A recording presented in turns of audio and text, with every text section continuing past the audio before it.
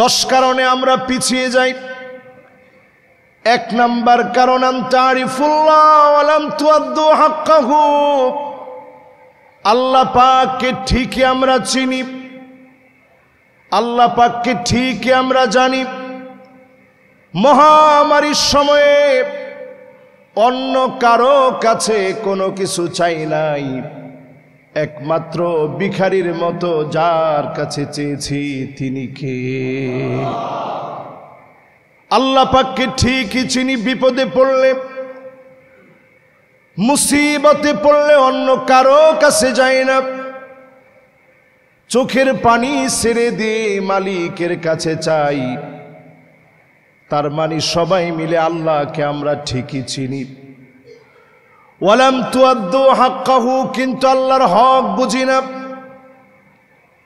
রমাদানে যেইভাবে রোজা রাখলেন হক আদায় করে, নামাজ পড়লেন হক আদায় করে, সারা বছর পর্দা মেনটেন করেন নাই, রমাদান আসার পরে অন্তত শালীন পোশাক পরলেন।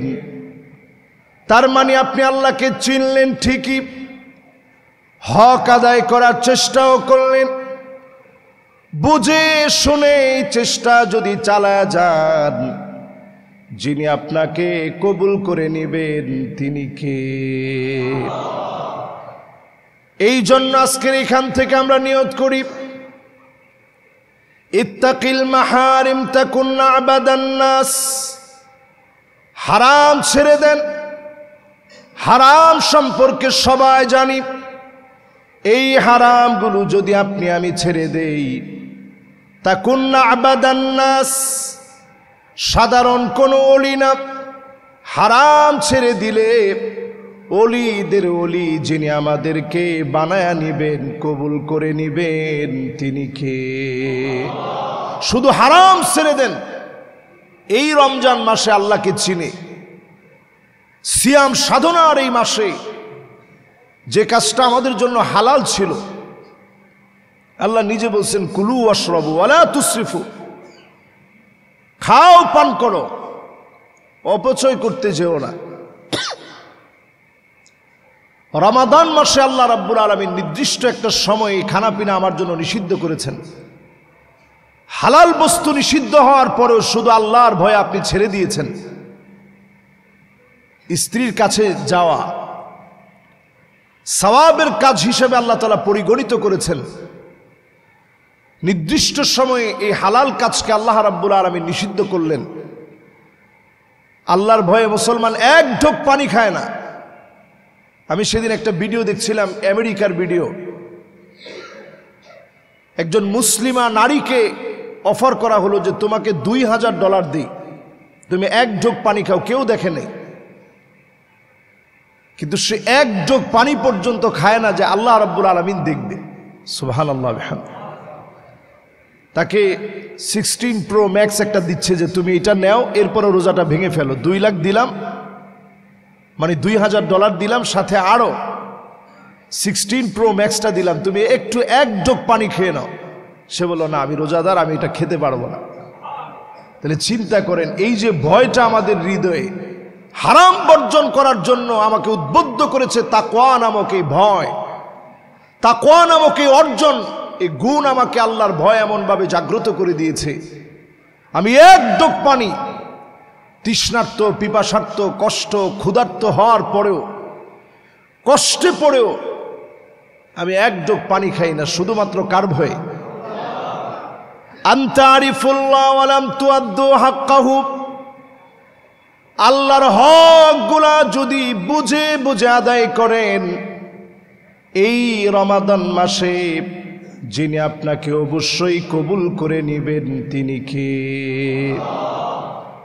2 নাম্বার পয়েন্ট, ওয়া আনতুম তাকরাউনাল কুরআন ওয়া লাম তা'মালু বিহি, কোরআন পড়েন ঠিক, কোরআন অনুযায়ী আমল করেন না। আমরা কয়জন লোক কোরআন পড়তে জানি? কোরআন পড়তে যারা জানি, কয়জন আমরা সহি করে পড়া শিখেছি? কোরআন যদি এখন কেউ পড়তে চায়, এটা একেবারেই সহজ। বিভিন্ন অ্যাপস আছে, অনলাইনে এখন শেখা যায়। কেউ এটা বলতে পারবেন না হুজুর আমি চাকরিজীবী মানুষ, আমার কোনো সময় নেই। অ্যাপসের মাধ্যমে আপনি শিখতে পারেন, অনলাইনে আপনি পড়তে পারেন। অফলাইনে যারা নিয়মিত মসজিদে আসেন, আমাদের এই দিনু ব্যাপারী ওয়াকফ স্টেট মসজিদে যদি আপনারা চান, অথবা এখনো যদি আপনারা দাবি করেন, আজকের জুমাতেই যদি আপনারা চান যে হুজুর আমরাও কোরআন শিখতে চাই, এই মসজিদে আমরা শিখাবো কিনা বলেন? ইনশাআল্লাহর আওয়াজটা বড্ড কম হয়ে গেছে। আমরা শিখাবো অবশ্যই। কোরআনকে আল্লাহ তাআলা সহজ করেছেন। এই কোরআন শিখার নিয়ত করেন। আল্লাহর নবীর কাছে একজন সাহাবী আসছে, নবী আমার একটু আপনি পড়ায়া দেন। বয়স 80 থেকে 85 বছর বয়সও না। 80-85 বছরের একজন লোক আইসা যদি আমাকেই বলে যে হুজুর কিছু একটা পড়ায় দেন, তা আমি জিজ্ঞাসা করবো যে এতদিন আপনি কি করছিলেন? রসুলের ধৈর্য কিরকম ছিল চিন্তা করেন। রসুল বললেন ঠিক আছে তাইলে পড়েন। আলিফ লাম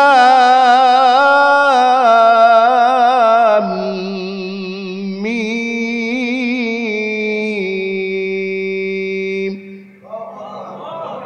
সাহাবী বলতেছে নবী এটা তো অনেক বড়, আমি এই সূরা পারবো না, আমার বয়স হয়ে গেছে। নবীজি বললেন ঠিক আছে তাইলে পড়েন। আলিফ লাম রা। সাহাবী বলতেছে নবী এইটাও বড়, এটা আমার দ্বারা সম্ভব না। নবীজি একটু চেক করতেছেন ওনার আগ্রহটা কেমন, কেমন সূরা পড়বে। এবার নবীজি বললেন ঠিক আছে তাইলে পড়েন। হামিম।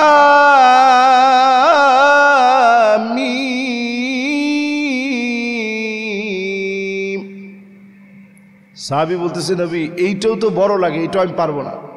নবীজি বললেন ঠিক আছে তাইলে পড়েন। সাব্বিহ ইসমা রাব্বিকাল আ'লা আল্লাযী খালাকা ফাসাওয়া ওয়াল্লাযী قدر فهدى। সাহাবী বলতেছেন নবী এইটাও আমার কাছে কঠিন লাগে, এটাও আমি পারতেছি না। নবীজি বললেন ঠিক আছে তাইলে পড়ো।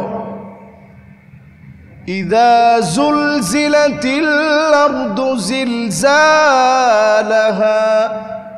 وأخرجت الأرض أثقالها وقال الإنسان ما لها।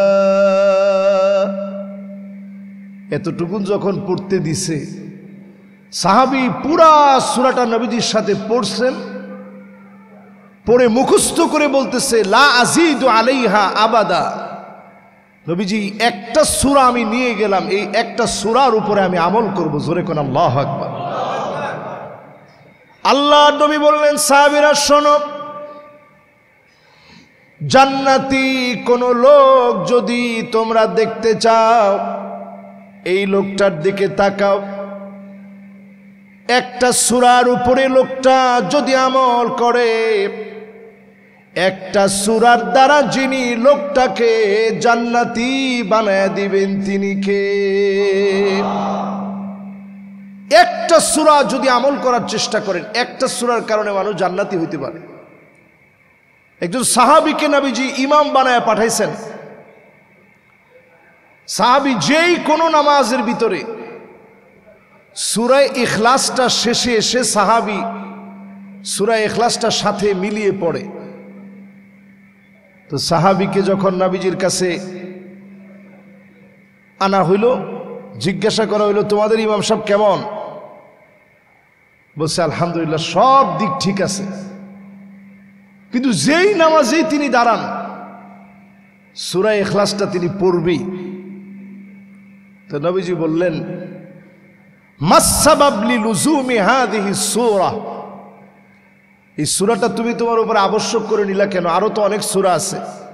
সাহাবী কোনো ফতোয়া দেন নাই,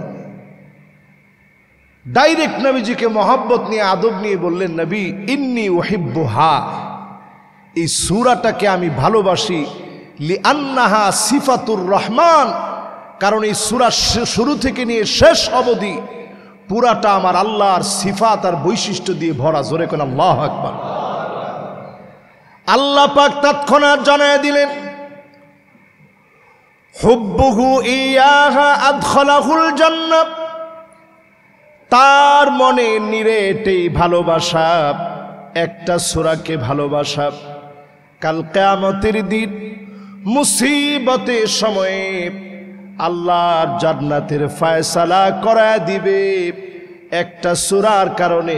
যিনি জান্নাতি বানায় দিবেন তিনি কে? একটা সূরার কারণে আপনার দাম আল্লাহর কাছে কত বেড়ে যেতে পারে। এই রমজান আসছে, আমরা সবাই কোরআনে কারীম খতম করি, খতম তো করবেনই। নিঃসন্দেহে কোরআনে কারীম শুরু থেকে নিয়ে শেষ পর্যন্ত তেলাওয়াত করবেন, খতম করবেন। কোরআনুল কারীম খতম করার মধ্য দিয়ে সিদ্ধান্ত নেন, এ কোরআন আল্লাহ রাব্বুল আলামিন দিয়েছে চুলের গোড়া থেকে শুরু করে পায়ের তালু অবধি পরিবর্তন করার জন্যে, মানব জীবনের সব দিকের পরিবর্তনের জন্য কোরআন এসেছে। শুধুমাত্র পড়লেন, মানলেন না, এই কাজ যেন না হয়। কোরআন যেন আল্লাহ মানার তৌফিক দান করেন, পড়ে না আমিন। 3 নাম্বার, আল্লাহর আপন হওয়ার জন্য, ওয়া আনতুম তুহিব্বুনা নাবিয়াকুম ওয়া তারাকতুম সুন্নাতাহু, নবীজির ঠিকই আমরা মহব্বত করি, নবীজির মহব্বত আমাদের হৃদয়ে আছে না নাই? এই যে কিছুদিন আগে কিছু পাগল শাতিমে রাসূল নবীজিকে গালি দিয়েছে, আমরা দেখেছি সারা বাংলাদেশের ভিতরে প্রতিবাদ উঠেছে। কোন শাতিমে রাসূলের কোন সার হতে পারে না। আল্লাহর নবী যেমন আল্লাহর হক নিয়ে কোনো সার দেন নাই, কোন শাতিমে রাসূল নবীজিকে যারা গালি দিবে এদের শাস্তি মৃত্যুদণ্ড, আইনানুগভাবে এদেরকে মৃত্যুদণ্ড দিতে হবে, ঠিক কিনা বলেন? শাতিমে রাসূলের কোনো সার হতে পারে না। নবীজি নিজের হকের ব্যাপারে সার দিছেন, নিজের হকের ব্যাপারে সার দিছেন। নিজের শরীর রক্তাক্ত হয়েছে তায়েফের প্রান্তে, নবীজি কিছু মনে করেন নাই। ফেরেশতা বলেছে নবী বদদুয়া করেন, আল্লাহ নবী পরিষ্কার জানায়া দিলেন, ইন্নী লানুবাস লাআন, বদদুয়া দেওয়ার জন্য আমি আসি নাই। নবীজি আমার বদদুয়া করেন নাই, নিজের হকের ব্যাপারে ছাড় দিয়েছেন। উহুদের প্রান্তে মাথার ভিতরে হেলমেট গেঁথে গিয়েছে। আল্লাহর নবী, বিশ্ব নবী আমার, তিনি বদদুয়া দেন নাই। খন্দকের প্রান্তে নামাজ ছুটে গেছে কাফেরদের কারণে, এক মুহূর্ত নবী আর দেরি করেন নাই। আল্লাহুম্মা ইমলা বুতুনা হাউলাইল কাফার বিন্নার, এই কাফেরদের পেটগুলাকে আগুন দিয়ে ভরে দেন। আল্লাহুম্মা ইমলা কুবুর বিন্নার, কাফেরদের কবরগুলাকে আগুন দিয়ে ভরে দেন। আল্লাহ পাক প্রশ্ন করলেন, নবী তায়েফের প্রান্তে রক্ত ঝরল, আপনি বদদুয়া করেন নাই? উহুদের প্রান্তে শরীর থেকে রক্ত ঝরল, বদদুয়া করেন নাই, আজকে কেন বদদুয়া করলেন? নবী জানায় দিলেন, আমি নামাজ পড়তে পারি নাই তাদের কারণে। আসরের নামাজ ছুটে গেছে, নবীজি সহ্য করতে পারে নাই, বদদুয়া করেছে।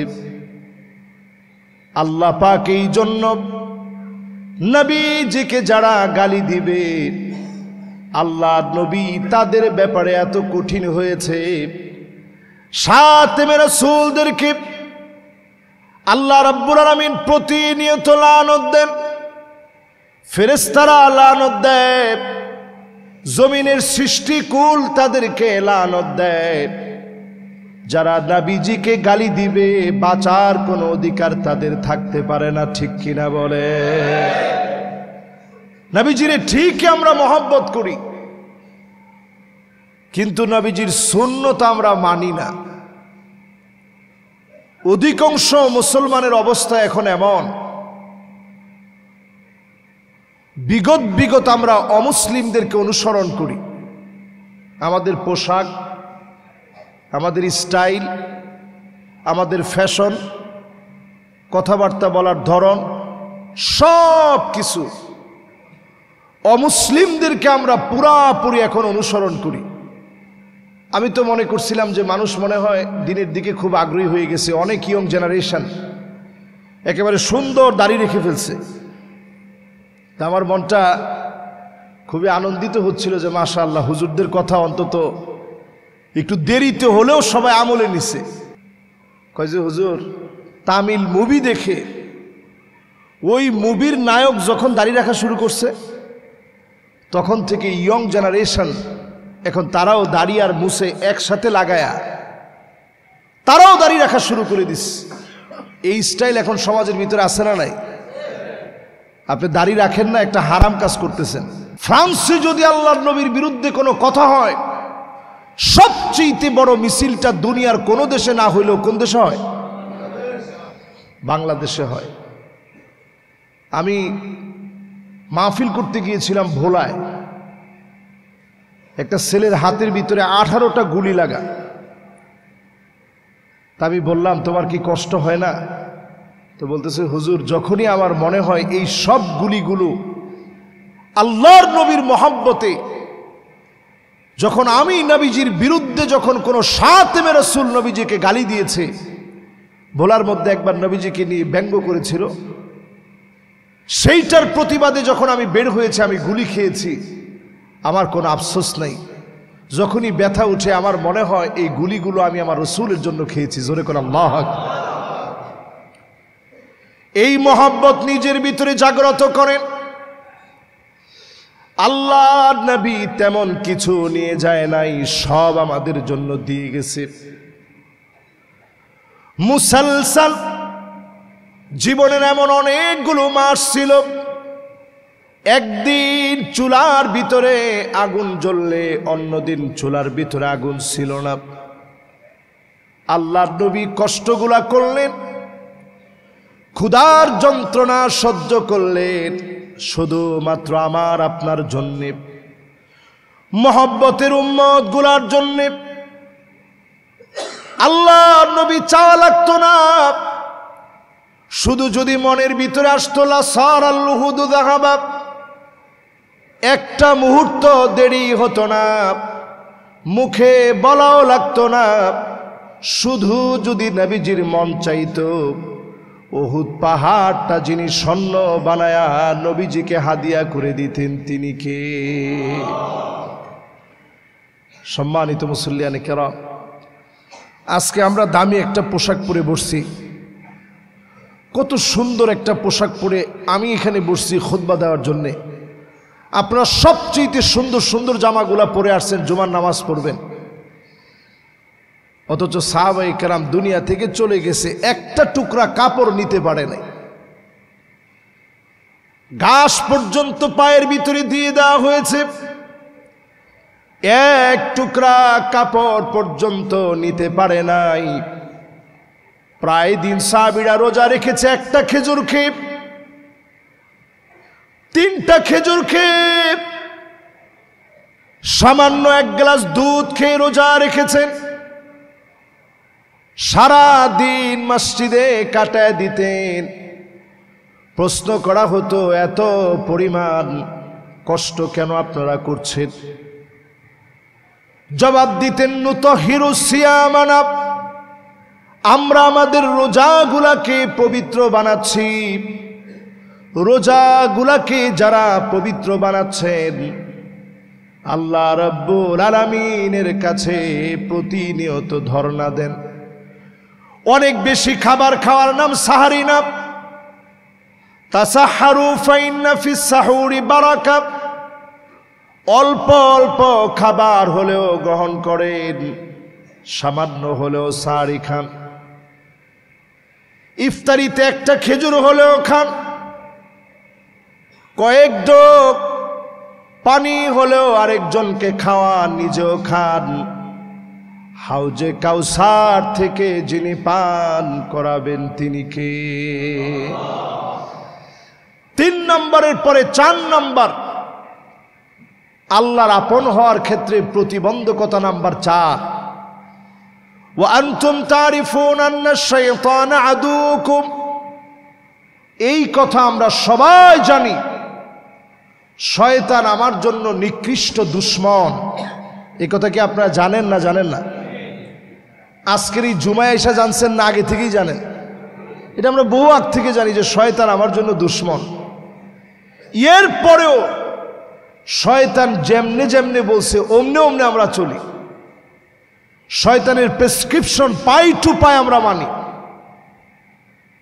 যাই না বুঝা মানি। রমজান মাসেও অনেকেই মনে মনে চিন্তা করছেন যে হুজুর শয়তান তো বন্দি। এরপরেও তো হুজুর অনেক জায়গায় হোটেলের ভিতরে সুন্দর করে হোটেলের পর্দা নিশিন বানায়া পর্দার ভিতরে দেদারসে খানা পিনা চলতেছে। কই হুজুর শয়তান তো বন্দি হওয়ার পরে এই কাজগুলো হয় কেমনে? আপনি সামান্য এই ফ্যানের দিকে তাকায় দেখেন, এই ফ্যানটা যদি এখন সুইচ বন্ধ করেন, তৎক্ষণাৎ এই সুইচটা বন্ধ করার পরই ফ্যানটা বন্ধ হয় না, আরো অনেকগুলো চক্কর দেয়, দিতে দিতে দিতে দিতে গিয়ে আসতে থামে। এজন্য আমরা গত জুমাতেও বলছি, এখনই নিজের শুধরায় নেন। রমজানের বাকি যেই সময়গুলো আছে সেই সময়ের কল্যাণ লাভের জন্য এখনই নিজেকে পুত পবিত্র বানান। শয়তানরে দুশ্মন মনে করেন, চোখের হেফাজত করেন, জবানের হেফাজত করেন, কানের হেফাজত করেন। প্রতিনিয়ত মুনাজাতে আল্লাহর কাছে কান্নাকাটি করেন, চোখের পানিগুলো ছেড়ে দিয়ে দিয়ে কাঁদেন। নবীজি রমজান আসলে এত পরিমাণ কাঁদতেন, আম্মা জান বলেন প্রায় সময় রমজানের কান্না এমন হতো, আজিজুন কাজিজিল মিরজাল, গরম পানি পাতিলের ভিতরে রেখে চুলার উপরে দিলে টকবক টকবক করে যেমন করে ফুটে, আমার নবীর ভিতর থেকে কান্নার আওয়াজগুলা টকবক করে ফুটে ফুটে বের হতো। নবীজি আমার আপনার জন্য কাঁদতেন, প্রতিনিয়ত ফরিয়াদ করতেন। আপনিও যদি আল্লাহর কাছে কাঁদতে পারেন, আইনান লা তামাসসুহুমান নার, দুইটা চোখের জন্য জাহান্নামের আগুন হারাম হয়ে যাবে। আপনি যদি মালিকের কাছে কাদার মতো কাঁদতে পারেন, চোখের জন্য জাহান্নামের আগুন যিনি হারাম বানায় দিবেন তিনি কি? এই গেল 4 নম্বর। 4 নম্বরের পরে এবার আসেন 5 নম্বরে, আল্লাহর সাথে বন্ধুত্বের প্রতিবন্ধকতা নাম্বার 5, ওয়া আনতুম তুহিব্বুনাল জান্নাহ ওয়া লাম তা'মালু বিহি। জান্নাত আমরা সবাই চাই। এখানে যদি আমি একজন একজন করে প্রশ্ন করি, কে জান্নাত চান না, কে চান না, এরকম একজন হাত তুলেন তো দেখি। মাশাআল্লাহ, একজন মুসল্লিও এমন নাই যে ঘুমের 3 নাম্বার প্রকারে আছে, হঠাৎ করে শুনে লাভ দিয়ে হাত তুলে ফেলছে। এরকম একজন মুসল্লিও পাই নাই। এরকম একজন যদি পেতাম অন্তত ভাবতাম যে এই লোকটা মনোযোগ নাই এখন। তাহলে জান্নাত চান না এরকম একটা লোক আছেন? আমাদের দেশে কিছু ভণ্ড এরকম আছে, যেই ভণ্ড বলে জান্নাতের দরকার আমার নাই। সবাই যদি জান্নাত চায় তো জাহান্নাম চাবে কি? এই জন্য উনি জাহান্নাম চায়। আপনারা কি এরকম জাহান্নাম চান নাকি? খবরদার, আপনি টের পান না জাহান্নাম কোন জায়গা? জাহান্নাম ওই জায়গার নাম, দুনিয়ার সবচেয়ে ধনী ব্যক্তিরা আল্লাহ ডেকে আনবেন এদিকে। যেমন বিল গেটস আছে পৃথিবীর সবচেয়ে ধনী মানুষ, এরপরে ফেসবুকের যে মালিক তার নাম কি? Mark Zuckerberg. তাকে ধরেন আল্লাহ ডেকে আনছে যায়, যদি ইমান না আনে আর কি। আর ইমান আনলে তো আল্লাহর কাছে প্রিয় হয়ে যেতে পারে, আমাদের চাইতে অনেক সেরা হয়ে যেতে পারে। তো দুনিয়ার সবচেয়ে সুখী ব্যক্তিকে আল্লাহ ডেকে আনবেন, আয় এবার একটু বল, দুনিয়ায় তো সুখ কম করস নাই। ফেরেশতাদেরকে বলবে তাকে জাহান্নামের আকৃতি দাও, তার একটা দাঁত হবে কা জাবালে উহুদ, উহুদ পাহাড়ের সমান হবে তার একটা দাঁত। উহুদ পাহাড়টা কত বড়? 6.5 কিলোমিটার লম্বা উহুদ পাহাড়টা। চিন্তা করেন, একটা দাঁত যদি হয় 6.5 কিলোমিটার লম্বা, তাহলে জিহ্বা কতটুক? তাহলে তার মুখটা কত বড় হবে? এরপরে আল্লাহ বলবে ইগমিসুহু গামসাতাম মিনান নার, একটা সেকা দিয়ে নিয়ে আসো জাহান্নাম থেকে। লম্বা সময় জাহান্নামে রাখতে হবে না, সেকা দিয়ে খালি নিয়ে আসবা। আর দুনিয়ার সবচেয়ে মাজলুম ব্যক্তিকে আল্লাহ বলবে যাও, তার একটু আমার জান্নাতটা দেখায় আনো, খুব কষ্ট করছে দুনিয়ার জীবনে, অনেক মার খেয়েছে। দুইজনের দুদিকে নিয়ে যাবে। এবার আমার আল্লাহ জাহান্নামীকে ডাক দিয়ে বলবে, অনেক সুখ করেছিলি দুনিয়ার জীবনে, একটুখানি বলতো দেখি কোন সুখ তোর মনে আছে। লোকটা কাঁদবে আর বলবে মা আসাবানি কত্তু নাঈম, কোন সুখ আমার মনে নাই। দুনিয়ার জীবনে কোনো দিন কোনো সুখ পাই নাই। এক মুহূর্ত জাহান্নাম দেখে সব ভুলে যাবে। এবার আল্লাহ সবচেয়ে মার খাওয়া ব্যক্তিকে বলবে, ইয়াহিয়া আলাইহিস সালামের কবর আমি জিয়ারত করেছি, মাথা এক জায়গায়, দেহটা আরেক জায়গায় দাফন হয়েছে। নবীদেরকে মাথা কেটে নেওয়া হয়েছে, করাত দিয়ে মাঝখান থেকে চিড়ে ফেলা হয়েছে, জুলুমের পর জুলুম করা হয়েছে। আল্লাহ পাক যেদিন সে ডাকবে, সবচেয়ে মাজলুমকে ডেকে বলবে জীবনে অনেক কষ্ট করেছিলা দিনের জন্যে, একটা কষ্টের কথা আমাকে একটু বলো। লোকটা সেদিন বলবে মা সাবানি কত দূর নাওবালা,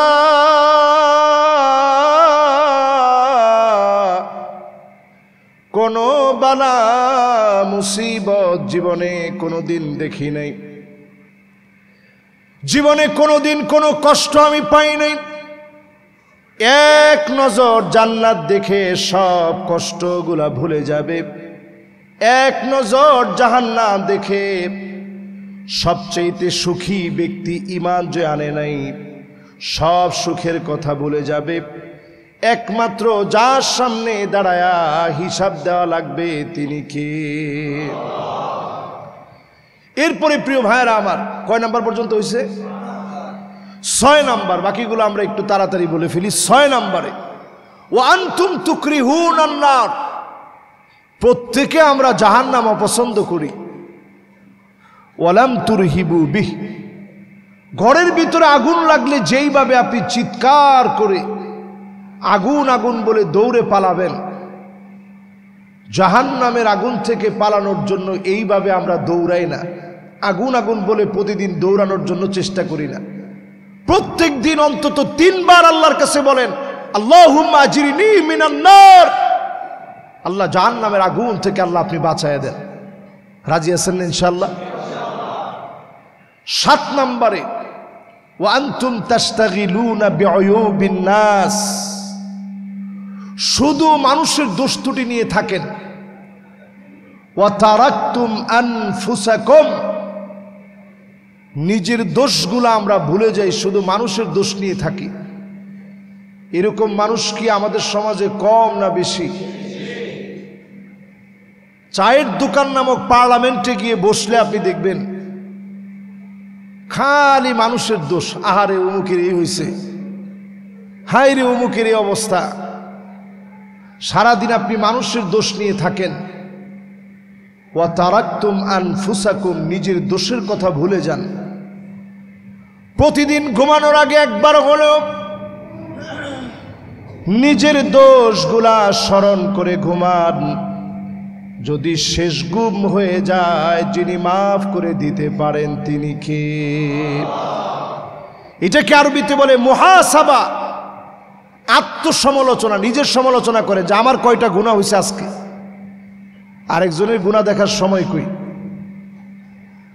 এরপর 8 নম্বরে, ওয়া আনতুম তাকুলুনা নি'মাতাল্লাহ ওয়া লাম তাশকুরু লাহু, আল্লাহর নিয়ামত খান, ভক্ষণ করেন, আল্লাহর শুকরিয়া আদায় করেন না, এমন লোক আছে না নাই?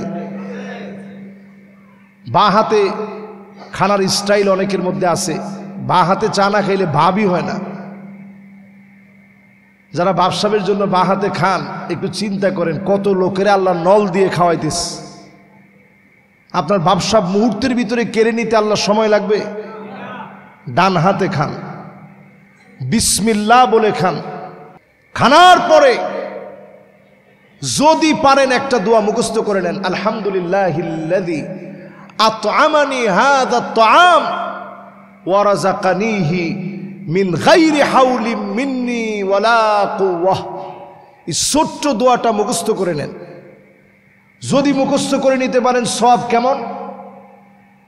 আল্লাহ পাক ফেরেশতাদেরকে ডেকে বলবে, দেখছো আমার গোলাম রান্নাবাড়া করছে, বাজার করছে, কষ্ট করছে, সব করছে, প্রশংসা করলো আমি আল্লাহর, আমি নাকি তারে খাওয়াইছি। যাও তোমরা সাক্ষী থাকো, তার গুনাহ আমি মাফ করে দিলাম। সুবহানাল্লাহ। এজন্য খাওয়ার সময় আল্লাহর নাম নিয়ে শুরু করেন, বিসমিল্লাহ বলে খান, আলহামদুলিল্লাহ বলে শেষ করেন। 9 আর 10, ওয়া আনতুম তারিফুন আন্নাল মাউতা হাক্কুন, এই কথা আমরা সবাই জানি, মৃত্যু নিশ্চিত সত্য, মহাসত্য, চিরসত্য, ধ্রুব সত্য। এর চাইতে বড় সত্য আর হতে পারে না। এরপরও আমরা মৃত্যুর প্রস্তুতি নেই না। এরপরে 10 নম্বরে, ওয়া আনতুম তাদফানু মাউতাকুম, মৃতদেরকে আমরা দাফন কাফন করি, ওইখান থেকে এসে আল্লাহর কথা ভুলে যাই। এই যে দাফন কাফন করলেন, একটাবার তাকায় চিন্তা করেন, আজকে এই লোকের জানাজার নামাজ হলো, জীবনে আর কোনো দিন চাইলেও নামাজ পড়তে পারবে না। সল্লু কবলান তুসাল্লা আলাইক, নামাজ পড়ো, একদিন আপনার উপরে নামাজ দাঁড়ায় যাবে, তার আগেই নামাজ পড়ে নেন। আপনি যদি নামাজ দাঁড়ানোর আগে জুমার নামাজ ইমাম সাহেব সামনে দাঁড়ালেন, 5 ওয়াক্ত নামাজে ইমাম সাহেব সামনে দাঁড়ালেন, ঈদের নামাজ বলেন, সব নামাজ বলেন, ইমাম সাহেব সামনে দাঁড়ালেন, একদিন নামাজ দাঁড়ায় যাবে, আর কোনো দিনের জন্য সামনে দাঁড়াবে না। আপনারে সামনে দাঁড় করায় দিবে, ইমাম সাহেব পিছনে দাঁড়াবেন। যেই দিন সামনে আপনাকে শোয়া দিবে, চাইলেও আর নামাজ পড়তে পারবেন না। মরণ থেকে পালাও তুমি, মরণ তোমায় লইবে গিরি। যদিও সুদূর আকাশ পানে লোকাও হেথায় লাগিয়ে সিঁড়ি, এ মহারোগের ঔষধ নাই, চিকিৎসা নাই ধরাতে। কাঁদিয়া কাতর হইলে কি হবে, পারিবে না তারে ফিরাতে। মৃত্যু আসার আগে জীবনকে একটু প্রস্তুত করেন আল্লাহর জন্যে। প্রতিনিয়ত দাফন কাফনের পরে অন্তত চিন্তা করেন, এমনি সব দেয় না দাফন কাফনে গেলে। 2টা উহুদ পাহাড়ের সমান সওয়াব পাবেন যদি আপনি কবরে শোয়ায় দিয়ে চলে আসেন, জানাজার নামাজ পড়ছেন, কবর পর্যন্ত গেছেন, ফালাহু কিরাত, শুধু আপনি 1 কিরাত পরিমাণ সওয়াব পাবেন যদি জানাজার নামাজ পড়েন। এরপরে যদি আপনি জানাজার নামাজের পরে আপনি যদি একেবারে তার সঙ্গে সঙ্গে যেতে পারেন, দাফন কাফন পর্যন্ত করায় দিতে পারেন, কিরাতান, 2টা উহুদ পাহাড়ের সমান, মাসালুল জাবালাইনিল আযীমাইন, 2টা বড় বড় পাহাড় সম পরিমাণ সওয়াব আল্লাহ রাব্বুল আলামিন বান্দার আমলনামায় দান করে দিবে। সুবহানাল্লাহ। আল্লাহ পাকের কাছে এই মোবারক জুমআতে যারা আপনারা আসছেন সকলে সুস্বাস্থ্য কামনা করছি। সিয়াম সাধনার বরকতপূর্ণ এই সময়ে আল্লাহ যেন আমাদের সিয়াম, আমাদের কিয়াম, আমাদের সাধনাকে আল্লাহ যেন কবুল মঞ্জুর করেন। সকলে পড়েন আমিন।